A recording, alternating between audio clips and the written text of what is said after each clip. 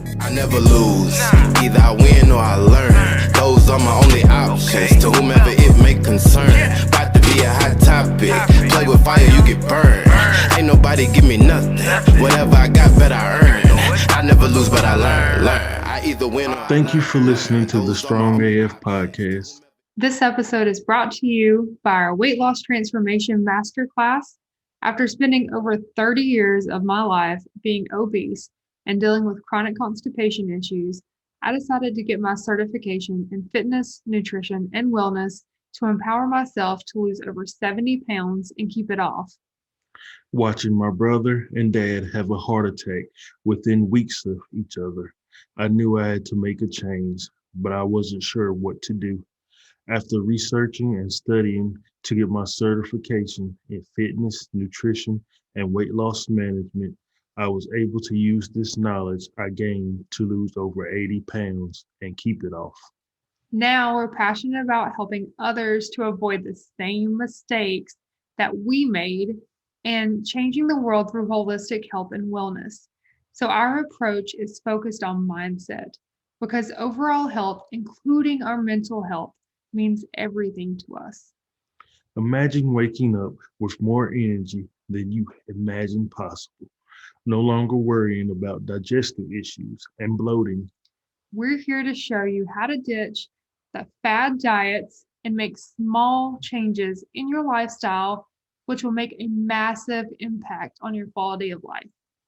These are changes that you will be able to pass on for generations to come. Go to veganstrongandfit.com/masterclass today to sign up for your free masterclass and get started on a happier, healthier journey. Hey, everybody, welcome back to another episode of the Strong AF podcast. I'm Ashley, I'm Yuri. and today we have a wonderful guest on with us. We have Dr. Ashcraft, who discovered chiropractic following a wrestling injury at age 12. He chased his passion and graduated Magna Cum Laude from New York Chiropractic College. He has since been practicing wellness chiropractic care in the Lake Norman community for over 10 years. And the reason we're so excited today to have him on is because he is our personal chiropractor, and we just love seeing his face every week. Yes, and so do our kids. Hey, everybody. Welcome. How are you doing today? I'm doing great. Thank you so much for that introduction. It almost makes me want to start all over. So I was really honored and happy that you asked me to come on as a guest to your podcast. It's been a pretty awesome journey for me as well, having a front row seat for you and your family and watching you go through your health transformation over the past year as well. As a wellness chiropractor, we do promote health and well-being in our office and not just pain management. And so when we see our patients really take some of those topics that we really try to employ in our office and educate our patients, then that empowers them to make awesome choices. And it's just been truly a blessing for me to like I said, have a front seat with your journey, with you and your family as well. So thank you so much for having me. Well, thank you so much. I feel like we kind of fell into your office. We got knocked into his office. You got knocked into his office, literally, with a car accident, which had pushed Yuri and our oldest son, YJ, into coming into chiropractic care. And then me and Camden and Amari then fell into that as well, just by seeing the transformation that they were having. Yeah. So it was an amazing thing that happened, even though in the beginning it seemed very difficult to go through. It turned out to be one of the best things that we've done. And I know that your journey to chiropractic care kind of led in the same way. You had an injury, which led you down this path. So tell us more about that. Well, I say this all the time. I may be a little metaphysical and out there, but I don't know that I really chose chiropractic as much as I feel like maybe I was chosen. And even as a kid, I knew what I wanted, what I wanted to do all the way through junior high and high school, all the way through undergrad. And I certainly have other interests and things that I love, but nothing that I could imagine doing as a career more than what I do right now. So I came through school. I joined a wellness chiropractor early on in my career for my first year and a half or so. And he was fantastic. I learned a lot while I was there, but I didn't get the why behind it as much. And I just really had a hard time understanding some of what I now employ in my office as wellness chiropractic. And there is a difference. There are two different types of chiropractors. You have musculoskeletal chiropractors who really do focus on cricks, sprains, and backaches. And I did that when I left that chiropractor early on. I joined a sports medicine team where I worked with an orthopedic surgeon, a whole group of PTs. At one point, we had a couple of neurosurgeons we were affiliated with. So I was doing a lot of that high neurological type issue care, and I would never want to unlearn all that experience, but it really was kind of fancy pain management where we were just utilizing chiropractic instead of medicine as the tool to rehab and to better range of motion and less pain. But that left out a whole component of what I really educate in my office now, where wellness chiropractors do all the same thing, but there is more of an emphasis on the autonomic nervous system component, which controls organs, glands, and blood vessels. And that really does factor in when you're talking about health and well-being. So instead of just selling pain management, we promote health in our office. And there are multiple pillars that you need to accomplish in order to really hit your health goals. And we talk about those all day, every day. And one of those, as you obviously know full well, is the nutrition component. And I think that if you're not checking all those boxes, sure, you may be stopping the crash or leveling off, or maybe even seeing some improvement, but there's just no way you're going to maximize your potential unless you're doing all the pillars that come along with that. And that's really, I think, the main difference. The actual treatment, as far as the adjustment, you're not going to find maybe much of a difference. I think, hopefully I'm pretty good at it. I've been doing it for a long time. I worked really hard at it. But the reality is, thank you. But the reality is, you could go into any chiropractor's office and expect, I think, a good adjustment. But the education that comes along with it, I think that we work exceptionally hard at that in our office, so that we give our patients the steering wheel and we hop in the passenger seat and we say, turn right and turn left, but I'm not going to carry you on my back. I can only care about your health as much as you do. And it's really fun and awesome. And it gets me a little choked up when I get to see people make those health transformations. And while it's not a light switch, it's more of a dimmer than an on and off switch. And it does take a lot of hard work and a lot of energy and a lot of focus and determination to do that. But when you stack your corner with people who love you and they want to work with you through that, and you just move the needle little by little by little, you build those behaviors and habits. And then, you can see the health transformation. Sometimes it's hard to see a difference, from one day to the next, but boy, if you look back a week or a month or a year, you can see massive change. Yes, definitely. I love the fact that you brought up the two different types of chiropractic care, right? Because I had so many issues as a child. I was constantly constipated. I had scoliosis. And so I had to see a chiropractor on a regular basis, but it was just pain management. There was no wellness involved with that. And then even as an adult, I would go to the chiropractor when I felt pain, and it was always the same adjustment that I received. There was nothing special or unique that led me to believe that this was the way to continue going.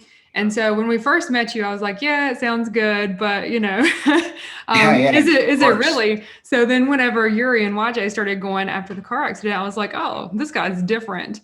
I had been to the others and I was like, no, this guy's different. He's actually putting in the work. He's teaching us things like we would come in and you'd be like, okay, so I want you to tell me exactly everything that's going on with you, not just the pain from the car accident, but I want you to tell me everything. Yeah. And so YJ would come in there and talk about his constipation issues. And you're like, okay, well, that's this region. So we're going to work on this region. It was the education behind it. And I was like, like even the other day when I came in, I was like, hey, my allergies are bothering me. Like what area on this is on me is causing this? C3. Yes, exactly. So, and you're able to actually teach us and educate us so that we can make different changes in our lifestyle. And honestly, you were a huge influence in our lifestyle change. Oh, thank you. That's very flattering. And I really do. Hopefully you can leave your mark on every person that comes in. Like they're here, they're hiring me for a service. Mm-hmm. And, if you can empower people with those tools and then just nudge them down that path, and then I say gently, but I mean, if you allow me to, I'm going to hold you accountable during that process as well. And, some people are fantastic at holding themselves accountable, but most people are not. So when you make a decision and you say it out loud, you write it on paper, and then you start, you tell people, and then you ask them to hold you accountable, and then you get to report back to those people, and they can see those changes, and they can help you through the rough patches as well, because it's a roller coaster. You don't see those changes at first. It's an evolution. Well, getting sick's an evolution too. I mean, you can certainly walk out in front of a school bus and have some things you didn't have 30 seconds ago, but by and large, we're making poor lifestyle decisions every day that just keep adding straws to the camel's back.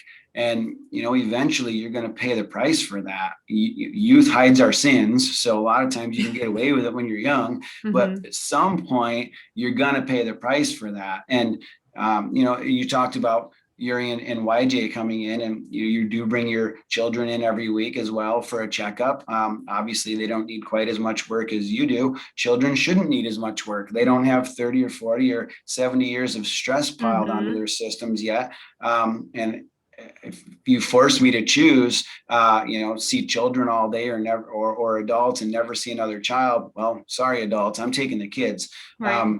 And the reason why is because you can make such a drastic impact on their health at such an early age that you can maybe help prevent a lot of the stuff that, we're really forced to reckon with at this point. Yeah. And from a stress perspective, oh Lord, I've got my own children, and their father's a chiropractor, and I check them regularly. I just checked my daughters at bedtime last night as just part of their routine. But the reality is, technology has really sped up our lives and our lifestyles, and we're constantly plugged in. We don't recharge and revitalize and rejuvenate like we used to. I think, I'm not sure where I heard this, but I just heard this not too long ago, where 2 generations ago, the amount of stress that they amassed in their nervous systems through their entire lifetime. Right now, in today's society, it only takes us 2 months to amass that same amount of stress, because we don't unplug, we never recharge, and we've always got everything you could possibly need right at your fingertips. And we run our life, and I'm guilty of this as well. I mean, I run a super fast-paced lifestyle. I'm trying to get everything in, but I also have outlets and ways to recharge that most people don't take advantage of. I got 8 hours of sleep last night. Most people don't. That's a major no. And I'm guilty from time to time, but I'll probably lead more of a 90-10 rule as opposed to a 50-50 when it comes to healthy and maybe not so healthy lifestyle choices, for sure. Do you think that increase in stress and just everything that's going on in today's society has led to this pandemic of COVID being even more widespread? Because, stress lowers your immunity. Sure. Yeah. That's a fantastic question. When this thing first popped up and no one really knew as much about it, and before they didn't even think it was airborne, it was all on surfaces. So of course, we're telling everybody don't wear a mask based on recommendations and guidelines, and we're sanitizing like heck in our office and trying our best to maintain social distancing protocols. And throughout this whole process, we've been taking information from wherever we can get it to try to make the very best decisions. The reality is, people who get adjusted have better immune function, period. The research shows that people who get adjusted, their immune system functions at 200% over people who don't get adjusted, that are just the general population, and as much as 400% higher than people who have chronic issues and illnesses. And most of them, the ones that you really look at for people who have high risk for COVID, are going to be things like high blood pressure, heart disease, lung conditions, and autoimmune issues, and things that really impact your body's ability to fight off germs and infections. Now, I know several people who have tested positive or have been in contact with it, who've quarantined at this point. I think, probably most of us do. Unless you live in a bubble right now, someone who's tested positive or quarantined because they knew someone who did that they were in contact with. And I don't know what the data actually looks like, or if we will even ever have true numbers behind this, but I can tell you that I haven't had a single patient hospitalized as a result of this. And honestly, I don't even think I've had anyone who's been really ill. Even the people who have tested positive, it's usually very light and mild symptoms. So, people who get adjusted and checked regularly, they do have higher immune functions. And that's just looking at people who get adjusted versus people who don't. Well, we just talked about the lifestyle impact there as well. My argument is, chicken or egg. And it's not just the adjustment. People who get adjusted are also more likely to eat better, exercise, get better sleep, mitigate and manage and reduce and eliminate their external stressors where they can. So chiropractic it's a lifestyle. It's not just I go for my adjustment in place of my aspirin. People do use it for that. And if that's on them, if they want to, it's certainly better than putting chemicals in your body. But the reality is, and I don't know if it's people are more likely to seek out chiropractic care because they're already wellness minded, or is it, people who maybe weren't wellness minded, they go to the chiropractor, they learn about wellness and they make those changes. And it's probably some of both. Yeah. Well, speaking from experience, I think we're definitely the second one. We came because we needed to get them to get Yuri and YJ taken care of. And then it led to a wellness path for us. Yeah. And obviously that's super flattering to watch people go through that. Some of the metrics that we use just to track progress in our office and make sure that we're, hitting our purpose in our office, which is to abundantly serve our community by facilitating chiropractic miracles with extraordinary hospitality. We do use a variety of metrics. And one of those things that we look at are wellness referrals. How many of our patients refer in family and friends and people that they know just for a checkup to see if there's anything hiding in there that are completely asymptomatic. The starting point when someone walks into our office is going to be drastically different from person to person. And that's going to impact the plan that we put out there for them to actually get healthy. If you're a 20-year-old yoga instructor who meditates all day and eats twigs and berries and lives in a bubble, and you tweak something and you come into our office, your starting point is going to be very different than someone who is a 400-pound diabetic, 4-pack-a-day smoker, couch potato, that's been grinding away for 70 years with that lifestyle. And those paths are going to be drastically different. One of those people is going to get to wellness care extremely quickly. And the other one may not ever get there because you can't. You could never adjust that person back into good health without them you could slow down the crash for sure, maybe buy them some time. But you're not going to prevent that. They have to make those choices on their own. Right. Yeah. Yeah, that's great advice. Like we spoke about before, and we talked about this in the office too, a lot with, because COVID's going on right now. And there were some hesitancies that we had as well on the vaccine and different things like that. So we decided to get some questions from our listeners about what they're concerned about with COVID right now. If you don't mind answering a few of those. Sure. I'll give it my best. I'm right in the middle on this. So, I'll try my best to not offer too much, in the way of political opinions and whatnot here, because I know things can go sideways in a hurry, but I will be honest in my assessment for sure. Yeah. Okay. Sounds great. So I think one of the biggest questions that we had is, once you get COVID, can you get it again? The research suggests yes. And again, that varies from person to person based on what I'm seeing.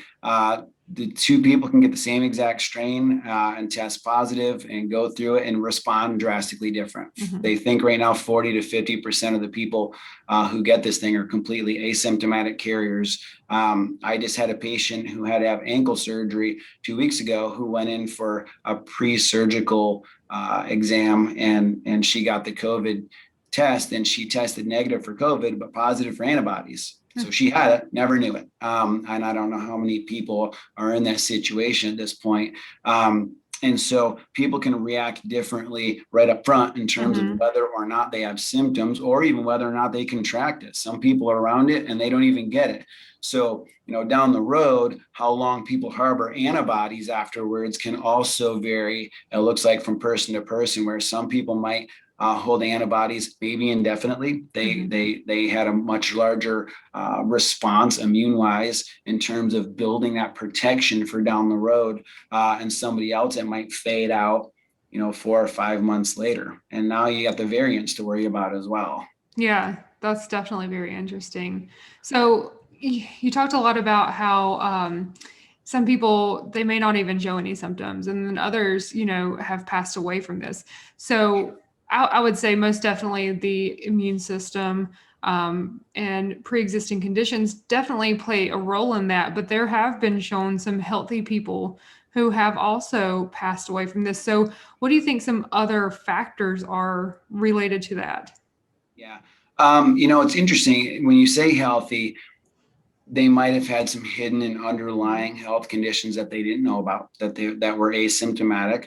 And then I've seen some cases where there were some very healthy people. My argument is maybe a nutrient deficiency. We know that vitamin D, zinc, vitamin C, and obviously you want to be getting the nutrients that you can from your food. But if you're not, you need to be getting some supplements there. I think it was 50% or somewhere close to that the last time I looked at the research on vitamin D. The people who end up hospitalized or succumb to this illness are vitamin D deficient. So if you're taking care of your nutrients, then you're probably going to ward off a lot of these things. The science shows even if you do have some of those underlying issues, that if you're not nutrient deficiency, you're probably going to have a better chance there as well. Okay, that's great. And so one of the things that I've seen, and I have someone close to me that has tested positive for COVID. So I'm curious about this too. So there is a thing now where basically you can donate your plasma to help others if you have the antibodies. So how do you find out if you have these antibodies to help others? I'm not really sure exactly where you would go for a test. I think probably you would just go to CVS or something like that. I'd really have to look into that. Maybe just go to your healthcare practitioner to find out. And that's changing pretty rapidly as well. And I think just saw where you can get a home COVID test. That's a rapid test that's pretty inexpensive. That's coming down the pipeline pretty quickly as well. And I think that those things could help a lot. If you test positive and you're not going to be foolish and you're like, well, I should probably not go out in public, then you probably just didn't infect someone you passed on the sidewalk. And so that will help people make decisions to socially distance if in fact they know that they're testing positive. Now, as far as the plasma and donating plasma, we actually just had the Red Cross. Actually, it was another group. We had the blood mobile come to our office a couple of weeks ago. And for people who donated blood, they actually did the antibody test on the spot. So you got to find out if you had antibodies, because that's what they would use that for at that point. So if you do see a blood drive come up, I imagine they're probably doing that for most of them at this point. So, go donate your blood. Someone can use it. Are you familiar with the vaccine, like some of the positive benefits for the ones who do choose to get the vaccination?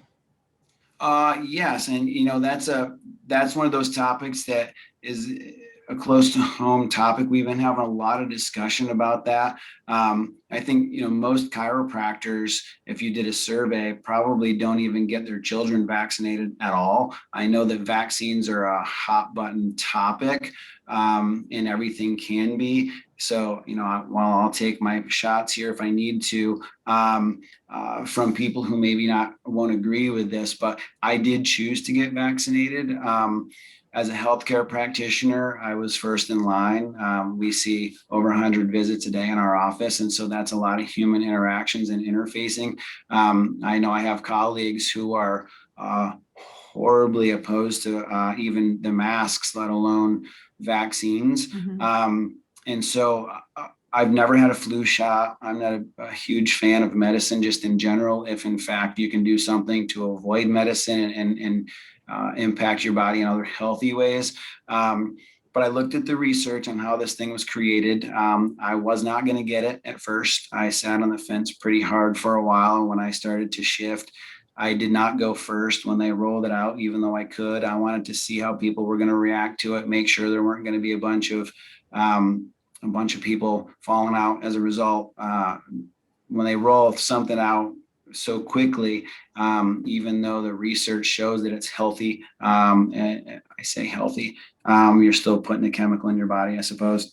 But when the research shows that the side effects are very, very low, and as far as like deaths from this and things like that are, relatively close to zero. So the safety was a concern at first of mine. That once that waited, I've got a bunch of other colleagues in the healthcare arena that aren't chiropractors, nurses, medical doctors that I chatted with and watched and sat on the fence for a while. And then I made my personal decision to go ahead and get vaccinated for a variety of reasons that are, like I said, very personal to me. So I got the Pfizer vaccine a couple weeks ago, and I'm slated to get my second one next Friday. Yep. So the Pfizer and the Moderna are both they're two shots. I think the Pfizer, you have to wait about 3 weeks. Moderna, you wait 4 weeks for the second one in order to get the 95% efficacy rate out of them. I think there's a new one coming down the pipeline right now, Johnson & Johnson, that looks like it may be 60 to 70%, but you only get one. And part of that was really, I guess maybe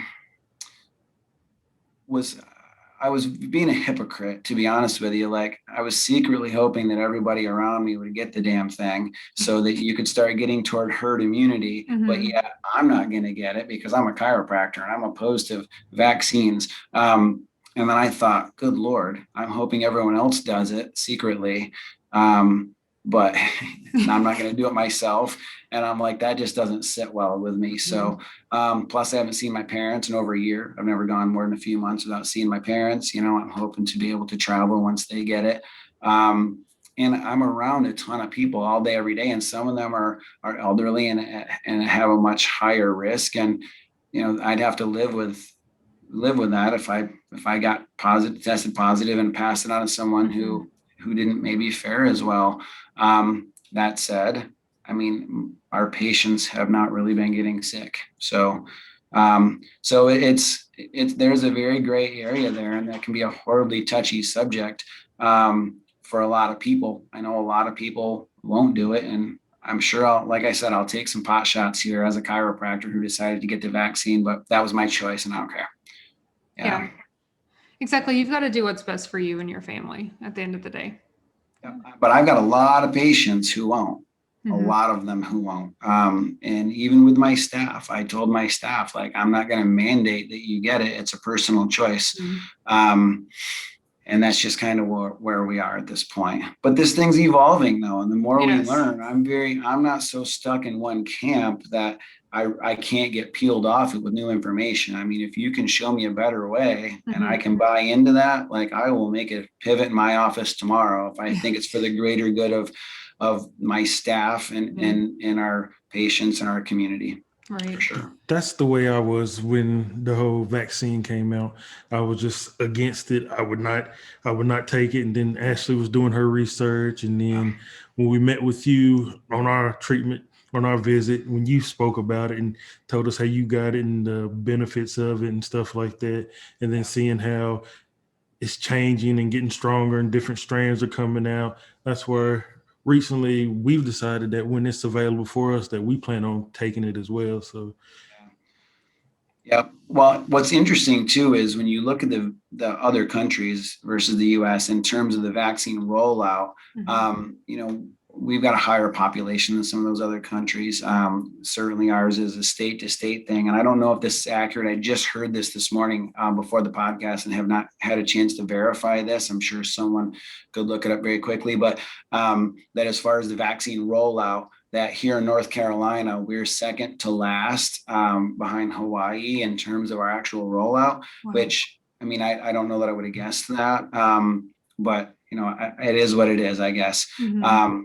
So when you look at the ability to actually get this thing into people's arms and how that's been handled at this point, it's just been interesting to watch for sure. You would think that they would be able to get it out there much quicker, for the people who want to actually do it. Exactly. Yeah. On the flip side of it too, I mean, if you're younger and you're very healthy, Mm-hmm. and you're not in a high risk group, sure, you could be an outlier if you got COVID and you could end up in a very bad place. But look at the bell curve. Most people are somewhere in the middle. And if you make good, healthy choices, you probably are going to be an asymptomatic carrier or maybe lightly symptomatic, and you sit home for 2 weeks and then you're going to be fine. There are people, unfortunately, who won't. And I think that as you start to see more of the people who have high risks getting the vaccine, and you seeing less people in hospitals, and the ones who end up in the hospital will get proper care because all the ICU beds aren't full and all the doctors and nurses aren't destroyed from 18 months of running 100 miles an hour all day, every day. Then you'll start to see, things will open back up. It'll start to feel more toward normal. And I think people are just really so kind of over this at this point that they're starting to act normal when maybe it's not quite time for that yet. Right. Yeah. And the other thing is too, now that we have these different strands coming into the US, Right. So how is that going to affect things, and how does that affect even those who have been vaccinated, or are they going to be protected against those? And I guess it's going to depend too on the strains that are coming in and how they've developed. Correct. Yeah. And a lot of those strains may be coming from outside the US, whether it's the South African strain, the UK strain, the Brazilian strain, which they are now thinking that the UK strain, they're all much more contagious than the one that we've been dealing with, but not necessarily any more deadly. But well, it's just look at numbers. I mean, if you have something that's equally deadly, but you infect 10 times more people, you're going to have 10 times more deaths from that. But the reality is, I think that the researchers are more concerned with the mutations developing and the variants developing within the U.S. and they don't necessarily have to come in from somewhere else. We have so many cases here that they're starting to see, in other countries even, where you'll see people that are infected with more than one strain at the same time. Wow. And that, I don't know what the difference would be. Maybe they're just as ill, maybe more ill. But they think that could actually internally speed up the development of more variants. Now, as far as getting this thing under control from a vaccine perspective, right now it looks like the vaccines that they've developed so far impact the spike protein that makes the virus sticky in your body. And so what I'm seeing in the data and the research suggests heavily at this point that we're still protected, at least to some measure, against all the current variants, but that if somehow one of them mutates in a way that doesn't impact, that makes it maybe more contagious and or more deadly, but it's not the spike protein that's the issue. And I'm not sure exactly how that science would work, but they're suggesting that it's potentially, it's possible that a year or two down the road, or sooner maybe, that there could be some variants popping up that the vaccines aren't as good at handling. And I think that with the technology, the biotechnology that they use to create these vaccines, at least the hope is that they can spin them up pretty quickly, like 6 or 8 weeks now instead of a year, now that they've got the template for that. But a lot of that stuff, I mean, that's all just the stuff I'm seeing. And but anyone can read the stuff I'm reading. I'm just probably reading the stuff I'm reading at a little more frantic pace because I'm in the healthcare arena. Right. But I'm not getting it from any, special secret sources. And so, the reality is that there are people out there that are a lot smarter than me that are working on this stuff all day, every day that, could probably give you more information, or, hopefully I'm not misspeaking here, because it changes every day. Yeah. Yeah. No, I think that's extremely helpful. For the listeners that we have who either aren't interested in getting the vaccine for whatever reason maybe, or if they are interested in getting the vaccine, but they're still looking to improve their health in other ways, what types of health and wellness tips do you have for someone that they can get started on today to improve their lifestyle? Well, I mean, obviously, what you started out with at the beginning of this podcast, and you told a little bit about your journey. If you have a lot of needs in terms of coaching and things like that, make an appointment, come into my office. I'll tell you what, here's what I'll do as a thank you to you personally for inviting me on your show. If you have any listener out there that wants to come in to my office for an evaluation, then I'll buy your first visit as long as you don't have insurance that you want to file, because I can't obviously pay for that. If you're going to file insurance, that would be fraudulent. But I will be happy to do that, and we can assess what your needs are. So, again, the 5 pillars of health are exercise, nutrition, sleep, stress management, and the other one is a balanced nervous system. The only way you can truly get a balanced nervous system is to have it evaluated. And if there are roadblocks in that system, or what we call subluxations, then we'll find them. And when you get adjusted, the whole point is not to, smash a bone back into place and somehow that magically cures all your ailments. The whole point in the adjustment is to open up the neurological pathway. So the power that created the body can heal the body. So essentially what we're doing is we're unlocking your inner healing by removing the roadblocks that are in the middle of your nervous system, so that your brain can communicate through your nerves to whatever is on the other end of that nerve, whether it's a muscle, tendon, ligament, joint, capsule, and your structural things, or organs, glands, and blood vessels. So your body, I do the adjustment, your body does all the hard work, and then I get some of the credit. Yeah. But that's just the part that I do in the office. For the patient, that's the passive piece. You show up here, I do the work, but that's not all the hard work. That's the easy part, just showing up. The harder parts, as you know, are much more involved, and you got to make that lifestyle decision where if you want to start, it's not just eat healthy. Okay, now what? There are 500 different fad diets out there. Yes. You could Google one and end up on the wrong path. You need to find someone like yourselves who've really learned about all that, who can help to coach you through those things. And it's the same thing with, exercise. You might Google something or jump on YouTube and find the perfect exercise for you, or you might get it all wrong and screw yourself up. So you're going to want to ask someone who knows those things. And, that's certainly, we can get you on that path. Most definitely. So where can everyone find you to come in and get set up for an appointment? Yeah, we are at 584 Brawley School Road in Mooresville. You can find us at mooresvillechiropractor.com. Yeah, it's easy just to look us up there, or Chiro Life Wellness Center. You can look at us on social media as well. Just reach out. Yeah. And when we become my patient, I will give you my personal cell phone number, but I'm not going to do that on a podcast. 700. Recommend. Yeah, I actually have you have my cell number. I've hundreds and hundreds of people that we have in our active patient database who have my cell number, and I'm pretty darn easy to get a hold of. And I promise you, while I might not answer your call, I will get back to you very quickly, especially if you text me. Most definitely. I highly recommend coming in to see Dr. Ashcraft, because the rest of his staff, like everyone is so friendly, and just, we have crazy kids. Yes. They're insane, but they love them, and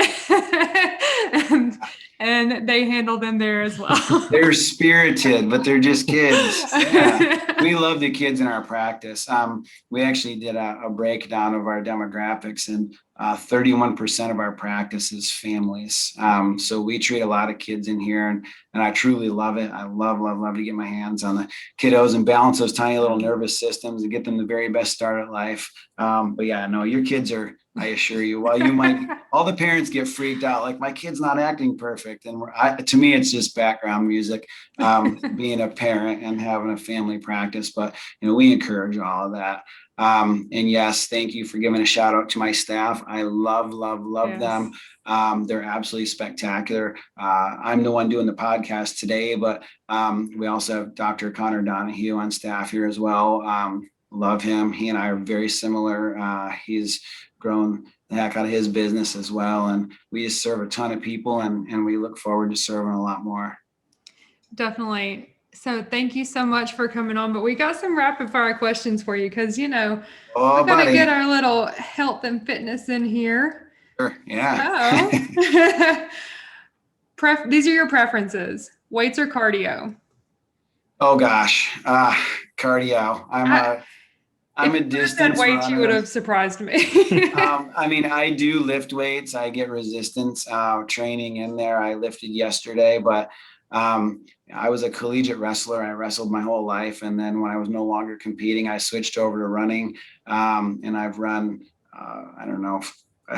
more than a dozen marathons, some of the world majors. And I took a year off last year with a foot injury, but I've rehabbed and got my feet back up under me, and I'm running again. So I prefer the cardio, but I understand the benefits of weight training. Right. Favorite fruit?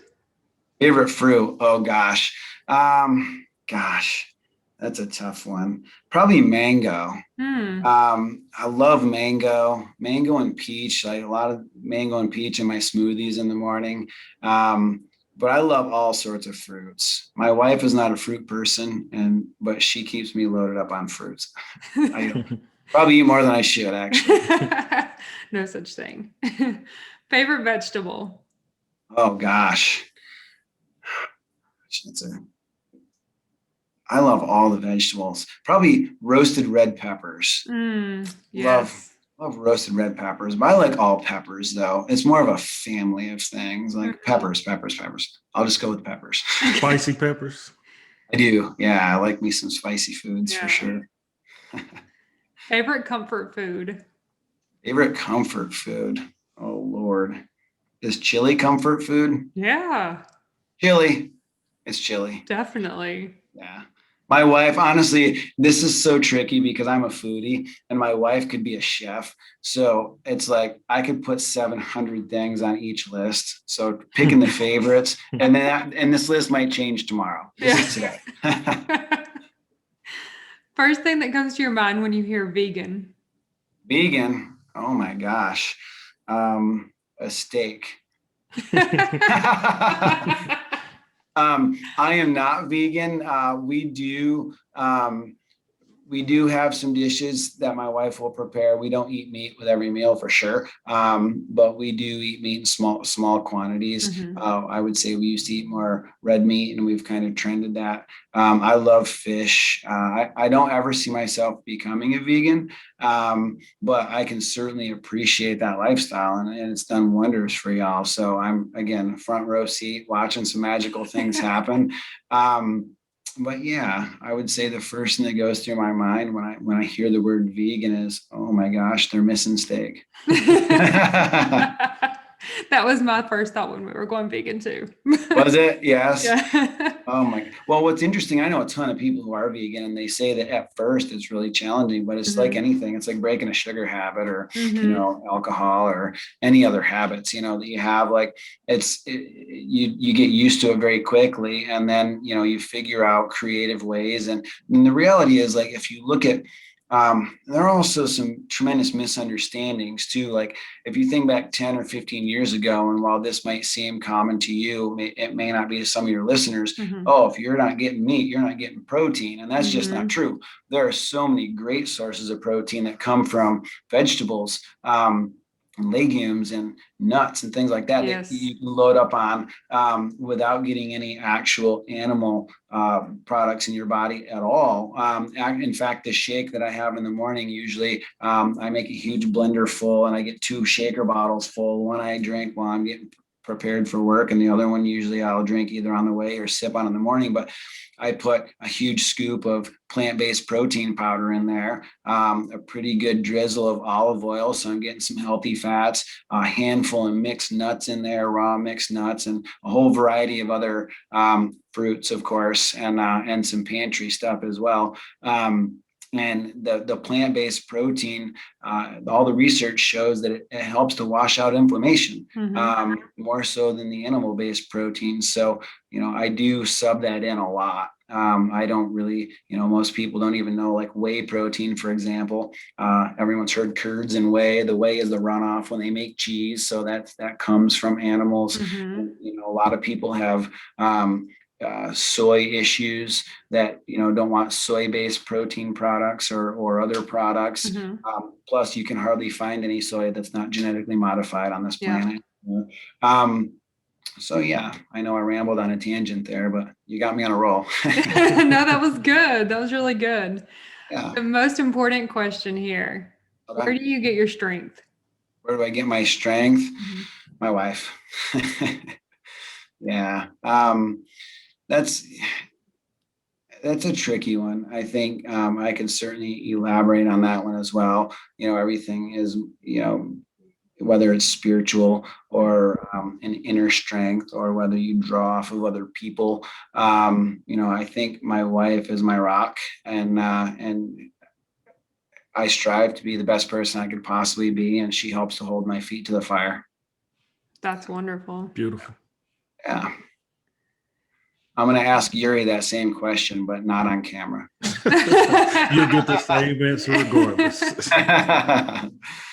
All right. Thank you so much. That was fantastic. It was super fun.